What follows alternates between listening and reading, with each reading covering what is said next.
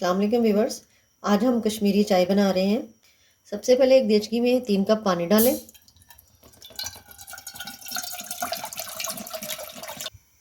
जब पानी डालें तो इसमें एक दालचीनी स्टिक्स, एक बादियान का फूल, 3 लौंग और 3 सब्ज़ इलायची जिनको मैंने खोल लिया वो इसमें डाल दें।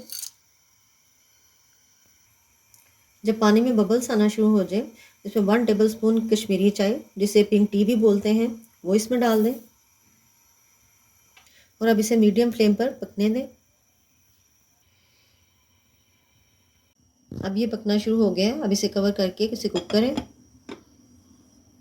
कावे को पकते हुए 15 मिनट हो गए हैं।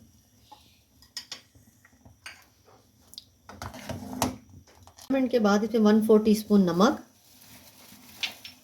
1 pinch baking soda, 1 pinch red colour वो इसमें डाल दें।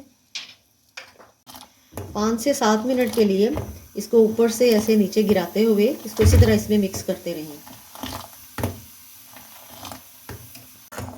5 से 7 मिनट तक मैंने इसे अच्छे तरीके से कर लिया है। अब ये देखिए कितना रिड्यूस हो गया है। ये तकरीबन 1 कप तक रह गया ये।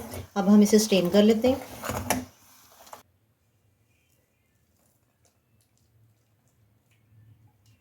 एक देचकी लें, उसमें 3 कप दूध ऐड कर दें।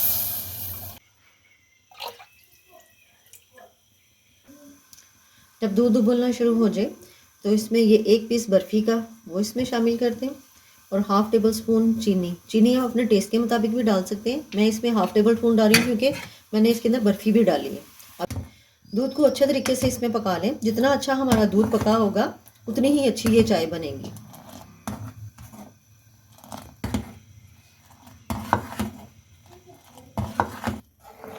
एक से 2 मिनट के बाद जब इसमें दूध अच्छे तरीके से पक जाए तो इसमें कटे हुए पिस्ते और थोड़े से बादाम जिनको मैंने काट लिया वो इसमें शामिल करें ताकि वो भी इसमें अच्छे तरीके से पक जाए।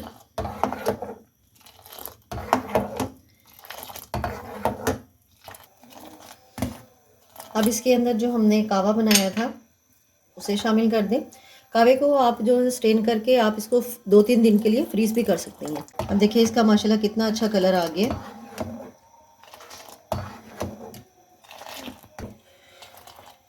चाय हमारी रेडी हो गई है। अब हम इसे सर्व कर लेते हैं।